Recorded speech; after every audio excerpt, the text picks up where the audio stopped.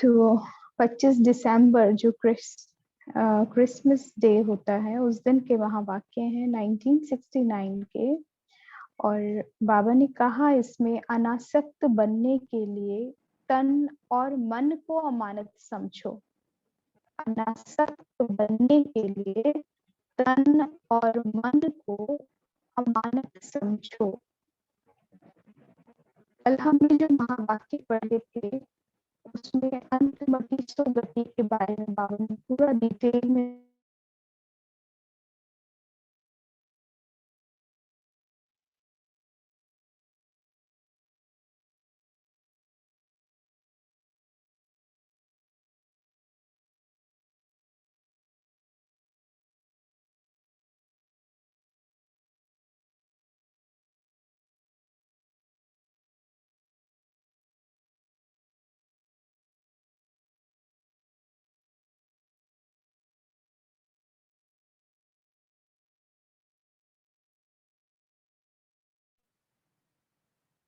शांति sound आ रहा है जी जी अभी आ रही है। तो बाबा ने कहा कि जैसे उसमें अंतमति सो गति का बताया, तो अंतमति के बाद क्या होता है? ब्राह्मण सो फरिश्ता सो देवता। आज जो बाबा के महावाक्य हैं वो बहुत रहस्य खोल रहे हैं, और हर रहस्य बाबा ने क्या बताया कि फरिश्ता बनने की क्वालिफिकेशन क्या है और विश्व महाराजन बनने की क्वालिफिकेशन क्या है। ये जो पढ़ाई पढ़ रहे हैं, बाबा ने आज क्लियरली बोला, ये पढ़ाई विश्व महाराजन बनने की पढ़ाई पढ़ा रहे हैं। और उसके लिए क्या क्वालिफिकेशन होनी चाहिए? क्वालिफिकेशन जिसके पास जितनी ज्यादा होती है उतनी ही उसके अंदर क्वालिटी यानी विशेषताएं होती हैं, और जितनी विशेषता जितनी क्वालिटी होगी तो वही उच्च पद का अधिकारी बनता है। तो आज हम बाबा के महावाक्य पढ़ते हैं डिटेल में। अनासक्त बनने के लिए तन और मन को अमानत समझो। बाप दादा को कहाँ बुलाया है और किस लिए बुलाया है? अभी कहाँ बैठे हो? बाबा प्रश्न करते हैं।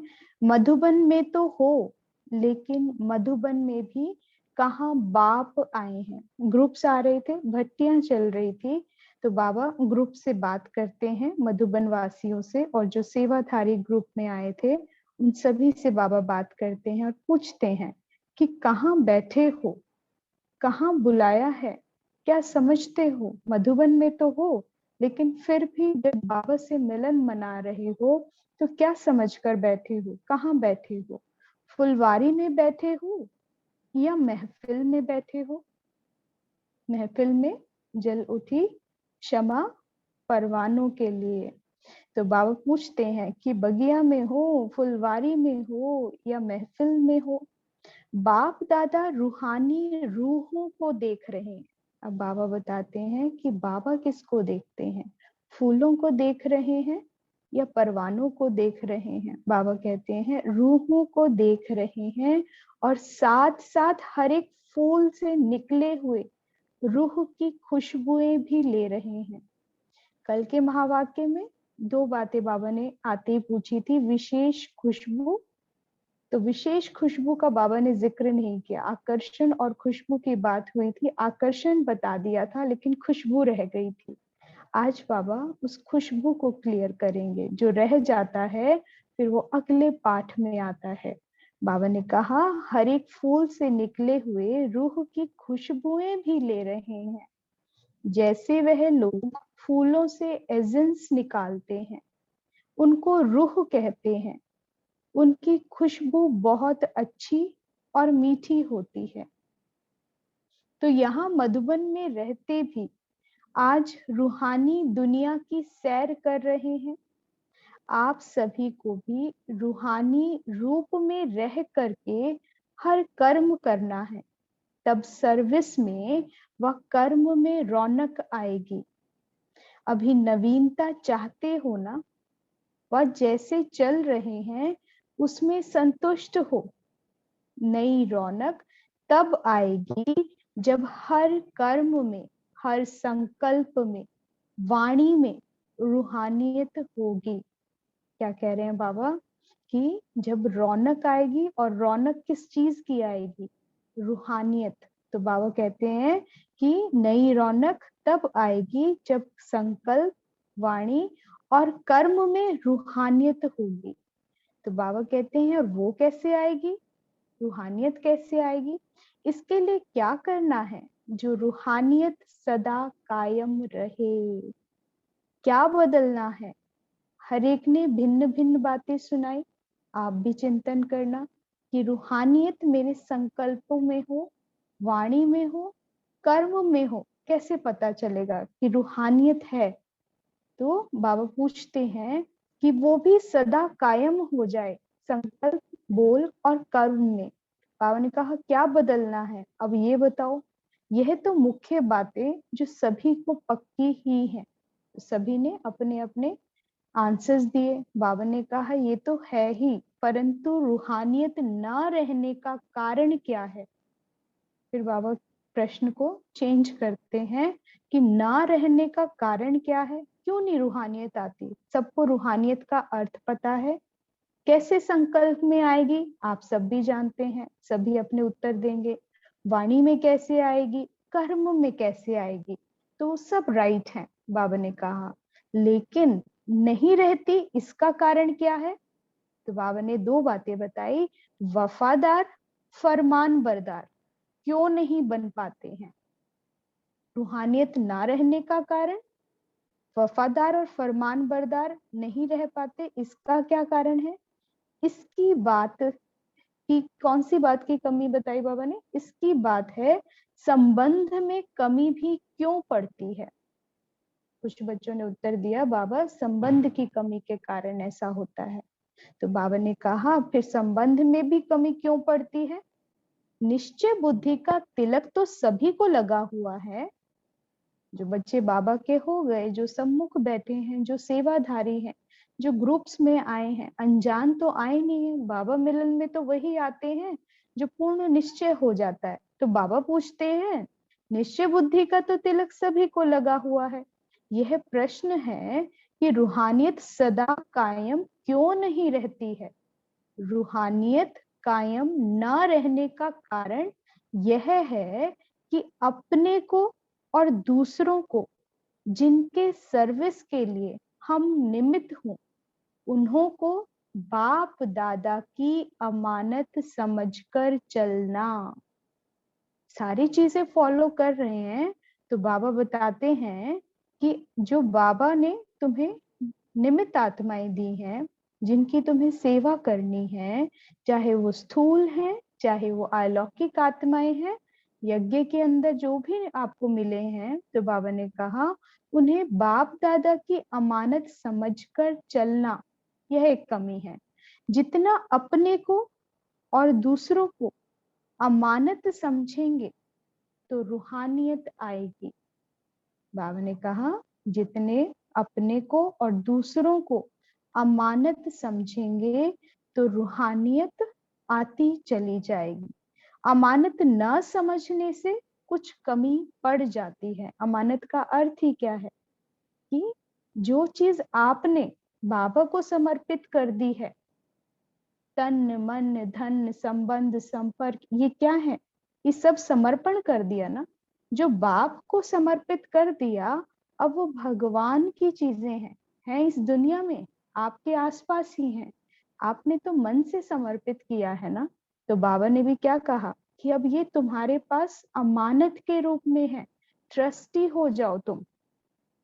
कितना सुंदर शब्द है, जो समर्पित हो गया अब वही भगवान की अमानत के रूप में है। तो अमानत को ज्यादा संभाल के रखा जाता है। जो चीज अपनी है ना, उसको तो फिर भी कह देते हैं अपना है ना, अपने घर में तो जैसे भी रखा है चल जाएगा। लेकिन जब कोई चीज किसी की होती है, तो अपने पास होती है, तो उसको कितना संभाल के रखा जाता है कि गुम ना हो जाए, टूट ना जाए, खराब ना हो जाए। क्योंकि जैसे किसी ने दी है उसे वैसे ही लौटानी है। तो बाबा भी कहते हैं अमानत नहीं समझते, इसलिए सेवाएं भी कैसी हो रही हैं। चाहे स्थूल में अपने पास जो निमित्त आत्माएं हैं, आपके संबंध संपर्क हैं, या फिर अलौकिक में आपको मिले हैं, सेंटर्स में मिले हैं भाई बहन, ये सारे क्या हैं? आप सब निमित्त हो ना, इन सब की सेवाएं करते हो। तो बाबा कहते हैं इनको अमानत नहीं समझते, इसीलिए रूहानियत की भी कमी आ जाती है। जब अमानत समझेंगे तो कितना ट्रस्टी, ना तो उसमें अटैच होंगे, और दूसरा क्या है, उसकी ज्यादा से सेवा करेंगे। जब सेवा करेंगे तो फिर स्नेह उत्पन्न होगा, स्नेह प्राप्त करोगे, और फिर बाबा कहते हैं कि रूहानियत भी आएगी, न्यारा, डिटैच और प्यारा। जितना प्यारा होंगे उतनी ही फिर रूहानियत आएगी, दुआएं मिलेंगी। तो बाबा कहते हैं अमानत ना समझने से कुछ कमी पड़ जाती है। मन के संकल्प जो करते हैं वह भी ऐसे समझ करके करें कि यह मन भी एक अमानत है। अब सबसे ज्यादा इंपॉर्टेंट क्या है? मन। अगर स्मृति ही रह जाए, संकल्प ही ठहर जाए कि ट्रस्टी अमानत है, जो सब कुछ अमानत है, तो बाबा कहते हैं मन के हर संकल्प को अमानत, क्योंकि मन किसका है? मन भी भगवान को दे दिया। तो इसमें कौन से संकल्प होने चाहिए? मनमत वाले होने चाहिए या श्रीमत वाले? क्योंकि मन मना भव किसका होगा? जो इस मन को भी अमानत रख देगा, जो इस मन को भी सदा समझेगा कि इसमें उठने वाला हर एक विचार वो भी परमात्मा का है। जब इतना खो जाओगे तो बाबा की टचिंग और कैचिंग पावर के अनुसार शब्दों को बोलोगे, वही संकल्प उठेंगे, और वही फिर क्या है, वाणी बन जाएगी। और कितनी पावरफुल वाणी बन जाएगी। तो मन भी समर्पित करना है। मन के संकल्प जो करते हैं वह भी ऐसे समझ करके करें कि यह मन भी एक अमानत है। अब ये होमवर्क है, इस पर काम करना। किसको व्यर्थ चलता है, किसको नेगेटिव चलता है, यानी अभी तक मन भगवान को नहीं दिया। जो ओवर थिंकिंग चलती है, जो वेस्ट चलता है, वो क्या है कि अभी तक भगवान को मन नहीं दिया। तो बाबा कहते हैं इस अमानत में खयानत नहीं डालनी है। इसमें अपनी थिंकिंग, मेरे संस्कार, कहते हैं ना मेरा स्वभाव ही ऐसा है, मुझसे परिवर्तन ही नहीं हो रहा है, मैं इतना श्रीमत सुनता हूँ लेकिन कोई चेंज नहीं आते हैं। तो बाबा कहते हैं क्यों? क्योंकि अमानत नहीं हुए ना, अभी अमानत नहीं समझा है, मन समर्पित नहीं किया भगवान को, तो खयानत डाल दी मैं और मेरापन कह के।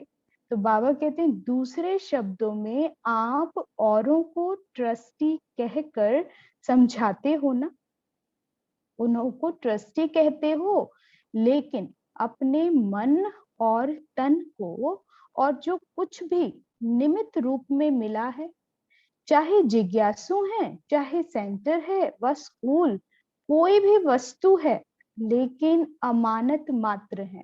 बाबा ने आज गृहस्थी को भी और सेंटर वासियों दोनों को बोल दिया कि मन तन सब कुछ, चाहे सेवा कर रहे हो, सेवाएं में सेंटर, जिज्ञासु, स्कूल, कुछ भी है, वो सब अमानत है। अमानत समझने से इतना ही अनासक्त होंगे, क्योंकि जो ट्रस्टी होता है उसके मन में संकल्प उठ ही नहीं सकता कि ये मेरा है, आसक्ति आ ही नहीं सकती। जब अमानत का संकल्प है, ट्रस्टी की स्मृति स्वरूप हो, तो अनासक्त होना सहज है। लेकिन अभी ये मन में ये शब्द ही नहीं आता। कभी संकल्प करते हो कि सब कुछ बाबा की अमानत है। चारों दिशाओं में जहां तक ये दृष्टि जाती है, हर चीज को देखते हुए केवल यही संकल्प करो कि ये सब कुछ जो है भगवान का दिया हुआ है। तो बाबा कहते हैं तो अनासक्त हो पाएंगे। जब उसका समझेंगे तो फटाफट क्या सौंप देंगे, कुछ भी विघ्न आएगा, जब ये इस तेरा है तो तू संभाले, तू जाने, तेरी चीज है। तो बाबा कहते हैं अनासक्त हो जाएंगे। इतने तक अपने को क्षमा पर मिटाना है। अनासक्त होने से ही बाबा कहते हैं रूहानियत आएगी, और इतने तक अपने को क्षमा पर मिटाना है। मिटाना तो है, लेकिन कहाँ तक मिटाएंगे?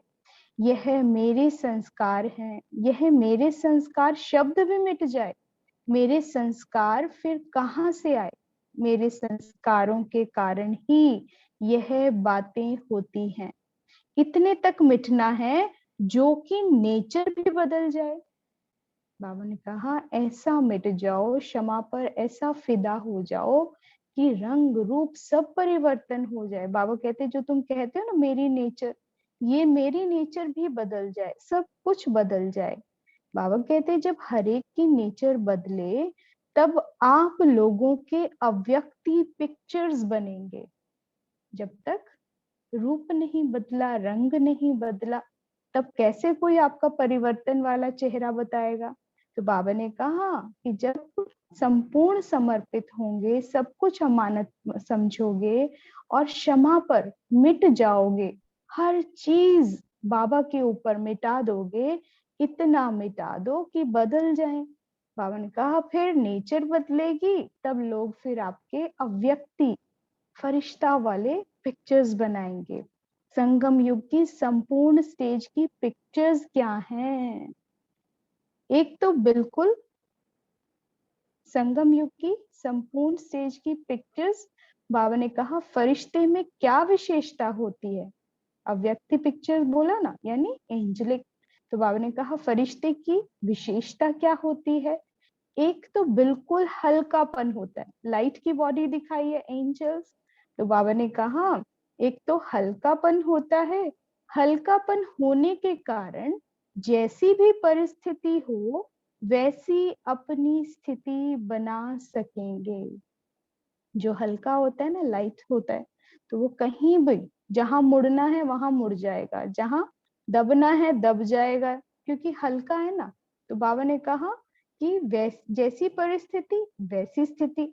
जो भारी होते हैं वह कैसी भी परिस्थिति में अपने को सेट नहीं कर सकेंगे, कहीं मोल्ड नहीं हो सकता। जो भारी चीज है उसको तो कोई उठा ही नहीं पाएगा, सरका भी नहीं पाते मुश्किल से। तो बाबा कहते वो कहाँ सेट होंगे? तो फरिश्तेपन की मुख्य विशेषता हुई कि वह सभी बातों में हल्के होंगे, संकल्पों में भी हल्के, वाणी में भी हल्के, और कर्म करने में भी हल्के, और संबंध संपर्क में भी हल्के। लाइट जो होगा वो दूसरों को भी लाइट कर देगा, लेकिन जो भारी होगा वो क्या करेगा? उसकी एनर्जी, उससे बात भी करोगे तो हल्का भी भारी हो जाएगा। तो बाबा ने आज क्वालिफिकेशन एंजल की क्या बता दी है कि लाइट किस चीज में? थॉट्स में, आपकी स्पीच में, आपके एक्शंस में, और आपके रिलेशनशिप्स में।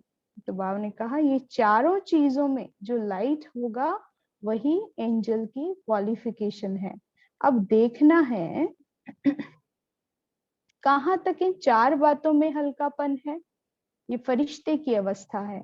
जो हल्के होंगे वे एक सेकंड में कोई भी आत्मा के संस्कारों को परख सकेंगे, और जो हल्का होगा वो दूसरों के संस्कारों को तुरंत परख लेगा। परखने की शक्ति बड़ी तीखी होगी किसमें? जो एंजल्स होंगे। और जो भी परिस्थिति सामने आएगी उनको एक सेकंड में निर्णय कर सकेंगे, उसमें कंफ्यूज नहीं होंगे, उसको लंबा नहीं लटकाएंगे। उस परिस्थिति को पहले से ही आभास हो जाएगा कि यहाँ पर विघ्न आ रहा है, इससे बच जाओ। अटेंशन और अलर्ट हमेशा रहते हैं कौन? जो एंजल्स होंगे। तो बाबा ने कहा एक सेकंड में परखते हैं, एक सेकंड में निर्णय ले लेते हैं। यह है फरिश्तेपन की परख। जब यह सभी गुण हर कर्म में प्रत्यक्ष दिखाई दे तो समझना अब संपूर्ण स्टेज नजदीक है। साकार रूप की संपूर्ण स्टेज किन बातों में नजर आती थी? मुख्य बात तो अपने संपूर्ण स्टेज की आपे ही परख करनी है। इन बातों से इस ग्रुप का मुख्य गुण कौन सा है? जो ग्रुप सामने बैठा था बाबा का, बाबा पूछते हैं इस ग्रुप का मुख्य गुण कौन सा है? वह ग्रुप था यज्ञ स्नेही, और यह ग्रुप है यज्ञ सहयोगी। अलग अलग ग्रुप जो पहले होकर गया, बाबा ने कहा वो यज्ञ स्नेही था, और यह जो है यज्ञ सहयोगी। यह सहयोगी में तो सभी पास हैं, बाकी क्या करना है। ऐसी भी स्थिति होगी जो किसके मन में जो संकल्प उठेगा वह आपके पास पहले ही पहुंच जाएगा। बोलने सुनने की आवश्यकता नहीं।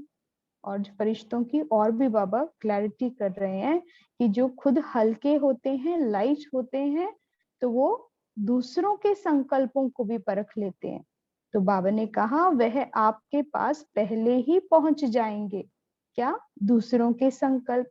बोलने सुनने की आवश्यकता नहीं, लेकिन यह तब होगा जब औरों के संकल्पों को रीड करने के लिए अपने संकल्पों के ऊपर फुल ब्रेक होगी। पीछे भी पढ़ा ना, पावरफुल ब्रेक और यू टर्न। तो बाबा ने कहा ब्रेक पावरफुल हो, कोई भी बात आ जाए तो तुरंत ब्रेक लगा दो। ये घड़ी घड़ी प्रैक्टिस करो। बाबा ने कहा अगर अपने संकल्पों को समेट ना सकेंगे तो दूसरों के संकल्पों को समझ नहीं सकेंगे। अगर अपना ही समेटना नहीं आया तो दूसरे को कहां तक समझेंगे। इसलिए सुनाया था कि संकल्पों का बिस्तर बंद करते चलो। एवर रेडी का बताया था ना बाबा ने, एग्जाम्पल भी दिया था। समेटने की शक्ति में बताया था कि कैसे समेटना है। मिलिट्री वालों के पास बड़ी क्वालिटी होती है, हमेशा समेट के रखते हैं। तो बाबा ने कहा संकल्पों का बिस्तर बंद करते चलो। कोई भी बात आई, कोई भी परिस्थिति चल रही है, कोई भी सेवा चल रही है, हर क्षण समेटते चलो, नहीं तो फिर वो बाद में परेशानी करेंगे।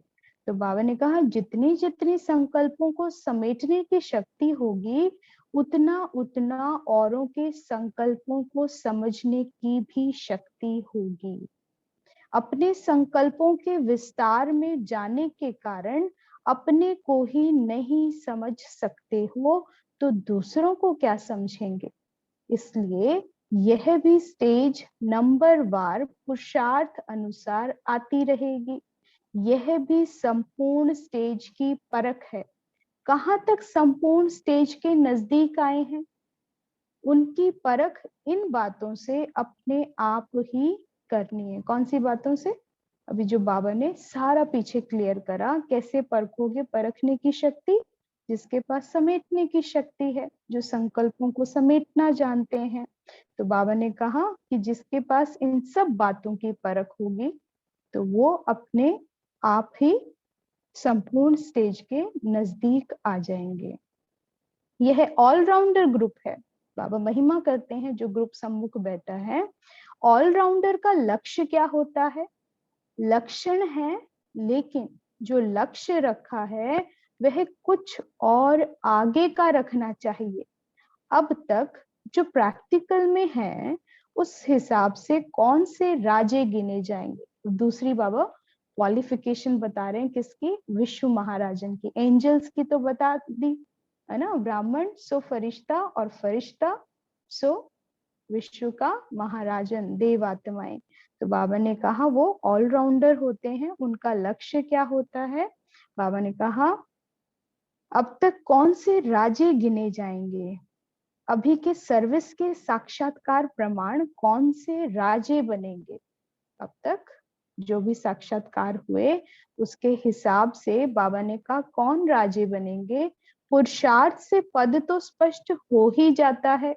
जैसा जैसा पुरुषार्थ करोगे, श्रीमत को रोज सुनते हो, श्रीमत को सामने रखो और हर गुण और शक्तियां, जो सेवाएं, जो आज्ञाएं, जो फरमान जो बाबा बता रहे हैं, अगर उन सब में बड़ा वफादारी से पुरुषार्थ चल रहा है तो बाबा कहते हैं तो पुरुषार्थ से पद तो स्पष्ट हो ही जाता है।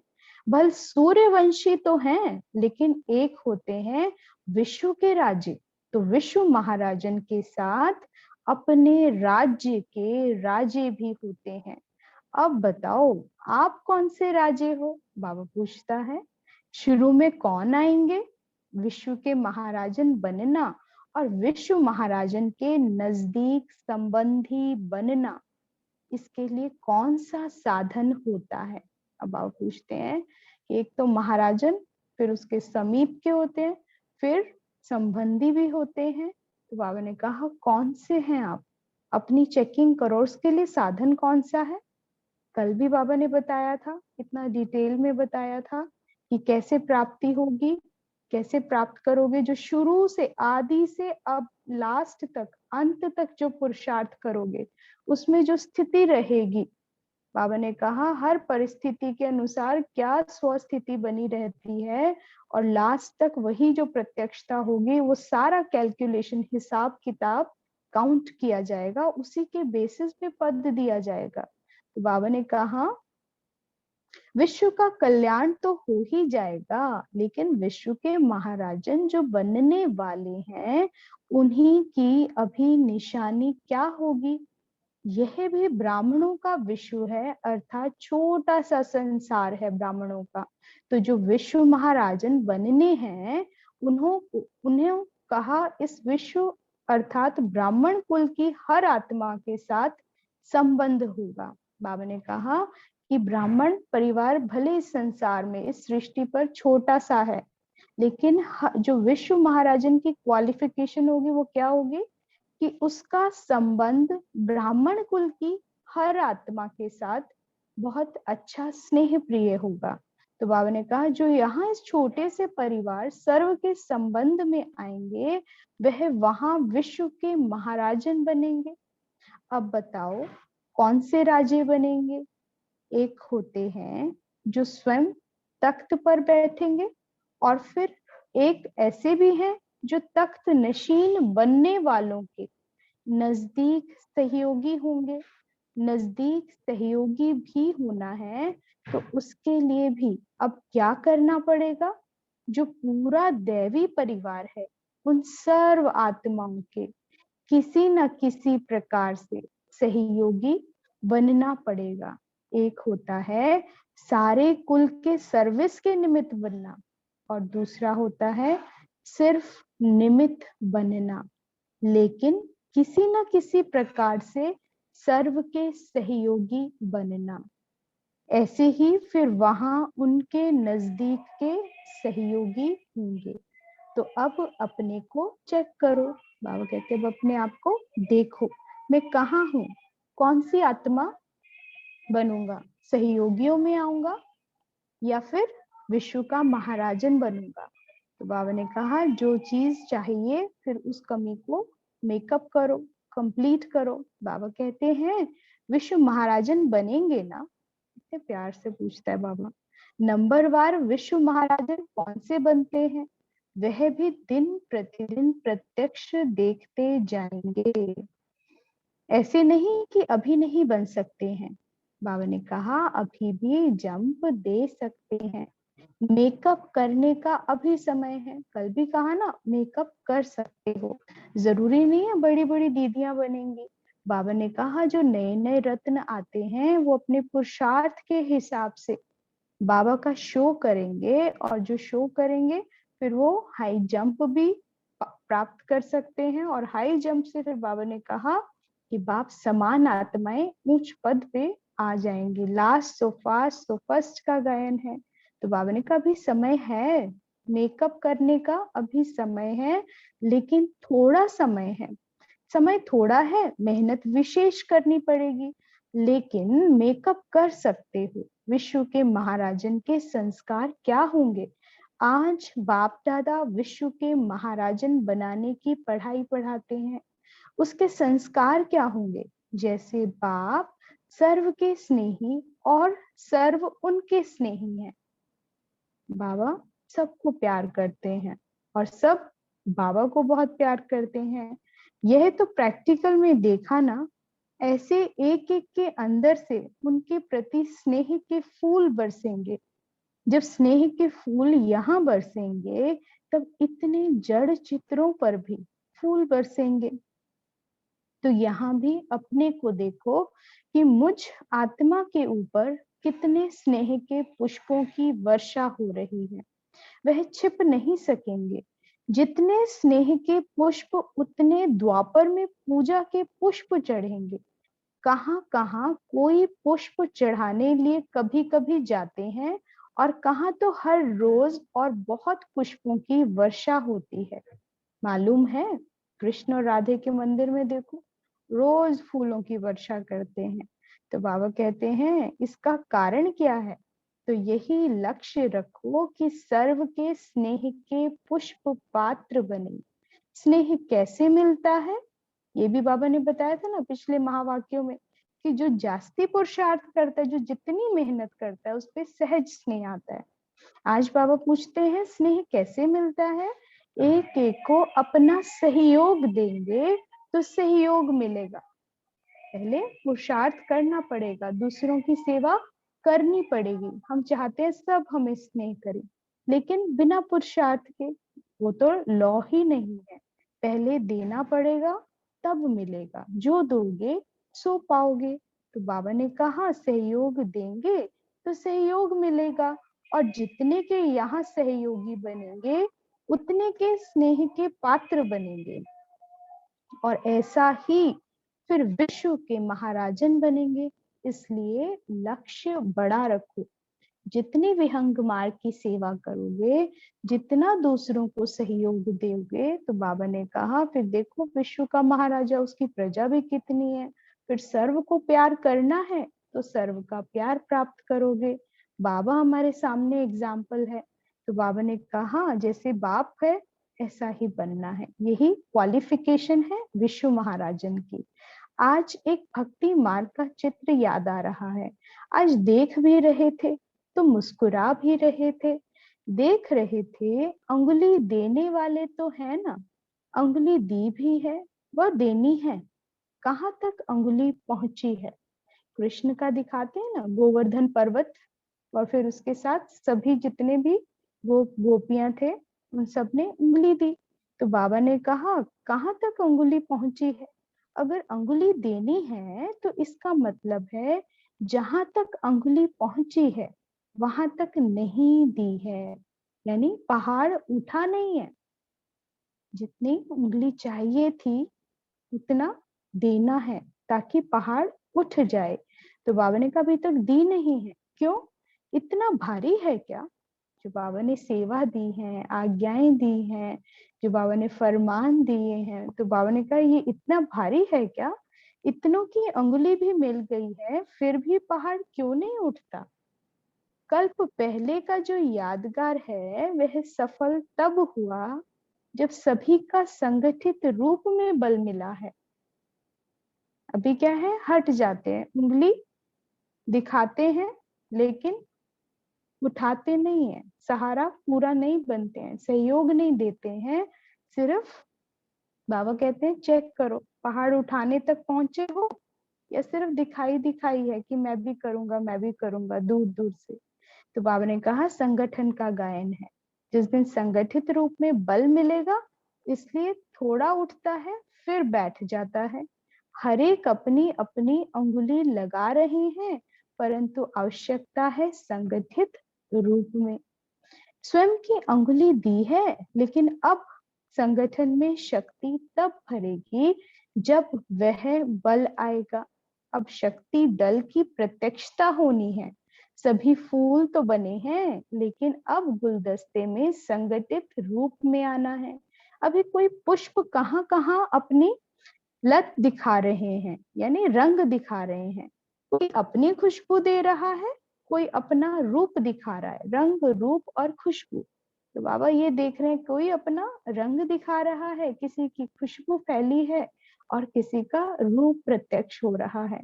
लेकिन रूप रंग खुशबू जब सब प्रकार के गुलदस्ते के रूप में आ जाएंगे तब दुनिया के आगे प्रत्यक्ष होंगे, तीनों चीजें जाएंगे। अब ऐसा प्लान बनाओ जो संगठित रूप में कोई नवीनता दुनिया के आगे दिखाओ। एक एक अलग होने के कारण मेहनत भी ज्यादा करनी पड़ती है, लेकिन संगठन में मेहनत कम, सफलता जास्ती होगी। जब जितने ग्रुप इकट्ठा होता है, हर ग्रुप में हर बच्चा अपने अपने से एक एक या 10-10 लाता है। बाबा ने कई महावाक्यों में बच्चों को सेवाओं के प्रति शिक्षा दी कि एक एक 10-10 को लावे। दादी भी कहती थी कि तुम एक एक 10-10 को तो लाओ, फिर देखो कैसे प्रत्यक्षता होती है।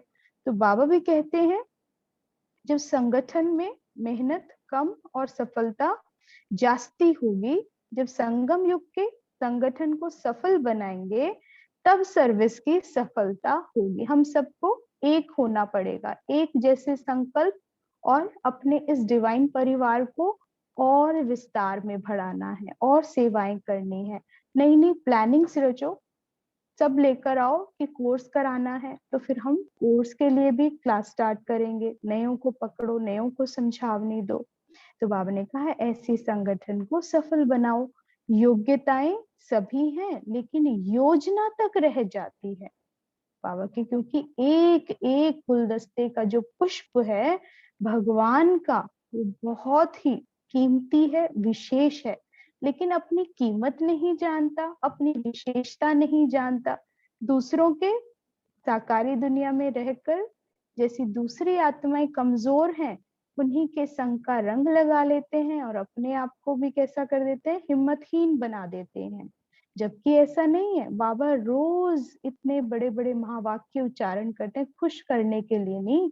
बाबा को पता है देवकुल की आत्माएं हैं, शक्तियों और गुणों से भरी हैं, लेकिन छुपी हैं, अपनी ही शक्ति और गुण को नहीं जानते, इसलिए योजना तक रह जाते हैं, योग्यता को प्रत्यक्ष नहीं करते।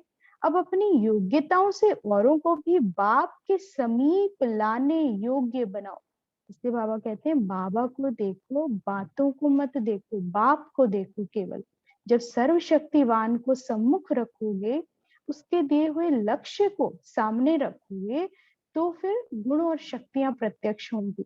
कमजोर को देखोगे, कमजोरों के हिसाब से चलोगे, जिनका उद्धार करना है, कल्याण करना है, उनके संकल्पों के साथ चलोगे, तो फिर कैसी गति होगी। तो बाबा कहते इसलिए पीछे हैं। यह जो ग्रुप है, यह है आत्माओं के संबंध जुड़वाने की नींव डालने वाला। जैसे नींव डालेंगे वैसे ही उन्हों के आगे की जीवन बनेगी। जैसे अभी नींव डालोगे संबंधों में, जैसे संकल्प आप क्रिएट करोगे अपने संबंधों में, फिर वैसा ही वृक्ष तैयार होगा, वैसे ही संगठन तैयार होगा। तो बाबा ने कहा सभी बातों में जितना खुद मजबूत होंगे, इसलिए हमेशा खुद को देखो और श्रीमत को देखो अगर मजबूत बनना है। तो बाबा ने कहा सभी बातों में जितना खुद मजबूत होंगे, उतना अनेकों की नींव मजबूत डाल सकेंगे। खुद में बल होगा तो फिर जहां जहां जिसको समझाओगे उनमें भी शक्तियां उत्पन्न कर दोगे। जितनी अपने में सर्व क्वालिफिकेशन होगी, ऐसी ही क्वालिटी आएगी। अगर अपने में क्वालिफिकेशन कम है तो क्वालिटी भी कम आएगी। इसलिए ऐसे समझो कि हम सभी नींव डालने वाले हैं। क्वालिफिकेशन से क्वालिटी आएगी, जितनी क्वालिफिकेशन होगी उतनी बढ़िया क्वालिटी होगी। कहीं इंटरव्यू देने भी जाते हैं तो कौन ऊंचे पद पर आता है, जिसकी सबसे ज्यादा क्वालिफिकेशन होती है। भले किसी ने पीएचडी करी हो, एमडी करी हो, लेकिन उसके साथ साथ जो जो ट्रेनिंग्स, जो जो एक्सपीरियंस, जो जो क्वालिफिकेशंस और बढ़ती जाती हैं, तो फिर उसको उतना ही ऊंचा पद दिया जाता है। तो बाबा ने कहा उतनी ही क्वालिटी आएगी। इसलिए रोज पढ़ो, रोज मनन चिंतन, और जहां कमी है वहां मेकअप कर लो अपना, उसके ऊपर विशेष चिंतन करो, निरंतर करो। जितनी बार उस चीज को बार बार पढ़ोगे, रिपीटिशन करोगे, दोहराओगे, मनन करोगे, एक ना एक दिन उससे भरपूर हो जाओगे। वो कब रत्न आप में आ जाएगा आपको पता भी नहीं चलेगा। फिर ये दुनिया कहेगी आपके अंदर तो ये विशेषता है, और आप उस वक्त फिर अद्भुत मानेंगे कि इसी का तो पुरुषार्थ कर रहा था। वो सर्टिफिकेट फिर बाबा दूसरी आत्माओं के द्वारा दिलवाएगा। तो बाबा ने कहा ऐसे क्वालिटीज को भरते जाओ। अगर अपने में क्वालिफिकेशन कम है तो क्वालिटी भी कम आएगी। इसलिए ऐसे समझो कि हम सभी नींव डालने वाले हैं, अपनी क्वालिफिकेशन से ही क्वालिटी आएगी। आप समान तब बना सकेंगे जब बाप दादा के गुणों की समानता अपने में लाएंगे। ये विशेष मनन करने वाला पॉइंट है कि मैं कैसी दुनिया चाहता हूँ, मैं कैसा संगठन चाहता हूँ, मैं कैसी आत्माएं अपने संबंध संपर्क में चाहता हूँ। उसके बीज पहले मुझे डालने होंगे, पहले खुद को भरपूर करना होगा, फिर बीज डालना है। अच्छा, ओम शांति शांति शांति। बाबा के महावाक्य बहुत ही विशेष थे आज के। और आज का होमवर्क अभ्यास करेंगे, चेकिंग क्या क्या करेंगे। एक तो क्वालिफिकेशन हमने फरिश्ते की भरपूर करनी है, उसमें चेक करना है संपूर्ण फरिश्ता बनने के लिए मैं कहाँ तक संकल्प, वाणी, कर्म और संबंध में हल्का बना हूं। निरंतर चेक करो कौन से संकल्प चल रहे हैं, भारीपन वाले हैं या लाइट वाले हैं। वाणी में फिर चेकिंग करो, कैसी वाणी बोल रहा हूँ, किसी और को भी लाइट कर देता हूँ, हल्का कर देता हूँ, या जो हल्का था, जो मस्ती में घूम रहा था, उसको भारी कर दिया। फिर कर्म, कर्म की चेकिंग करो। संबंध में चेक करो, कितना लाइट है मेरा रिलेशनशिप, भारी वाला तो नहीं है। कभी उसके लिए कहते तो नहीं हो ये ठीक हो जाए तो फिर मैं अपना पुरुषार्थ शुरू कर दूंगा, मेरा योग लगेगा। तो ये सब क्या हो गया, भारी। मेरे संबंध यानी भारीपन है, हल्के नहीं है, लाइट नहीं है। लाइट वाले मौज मस्ती करते रहते हैं। तो दूसरा, विश्व महाराजन बनने के संस्कार क्या है, पहले तो ये पता होना चाहिए क्वालिफिकेशन क्या है विश्व महाराजन की। और फिर उसमें भी चेकिंग करनी है कि मुझे कौन से वाला राजा बनना है, उसके समीप वाला, नजदीक वाला, या विश्व महाराजन, कौन सा बनना है। तो बाबा ने कहा अपने चेकिंग करो और जो कमी है उस क्वालिफिकेशन को पूरा करो, वो क्वालिटी को लाने के लिए। फिर तीसरा, कौन से राजे बनेंगे, तख्त पर बैठने वाले या तख्त नशीन। तख्त नशीन के कुछ सहयोगी होते हैं, मुझे कौन सा बनना है। बाबा ने कहा कि विश्व महाराजन ही बनना है, क्योंकि बाबा चाहते हैं बाबा का एक एक बच्चा राजा बने, सहयोगी नहीं, अपने आप में राजा हो। और उसके लिए बाबा ने क्या कहा, क्या क्वालिफिकेशन बताई, बाप समान आत्मा। जैसे बाप सबको स्नेह करते हैं और सारी आत्माएं बाबा को स्नेह करती हैं रिटर्न में, तो पहले हमें भी सबको स्नेह देना होगा। आज का स्वमान,